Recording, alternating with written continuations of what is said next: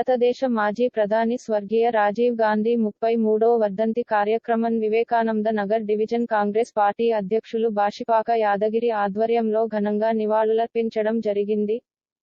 భారతదేశ మాజీ ప్రధాని రాజీవ్ గాంధీ గారి 33వ వర్ధంతి సందర్భంగా ఈరోజు చిత్తూరుగుట్ట వివేకానంద నగర్ డివిజన్లో రాజీవ్ గాంధీ గారికి ఘనంగా నివాళులర్పిస్తూ ఉన్నాం. కాంగ్రెస్ పార్టీ ఈరోజు తెలంగాణ రాష్ట్రంలో రాజీవ్ గాంధీ మరియు ఇందిరాగాంధీ కలలు కన్నటువంటి ఇందిరమ్మ రాజ్యం తెలంగాణలో వచ్చింది. సంక్షేమ పథకాలు ఇప్పటికీ అమలవుతూ ఉన్నాయి. ఇంకా కేంద్రంలో ఇచ్చినటువంటి హామీల ప్రకారంగా కూడా రాబోయే రోజు జూన్ 4 తర్వాత మొత్తం మన భారతదేశ వ్యాప్తంగా ఇందిరమ్మ మన కాంగ్రెస్ ప్రభుత్వం ఇచ్చినటువంటి సంక్షేమ పథకాలు హామీలన్నీ అమలవుతాయి.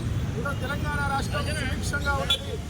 తెలంగాణ రాష్ట్రంలో సంక్షేమ పథకాలు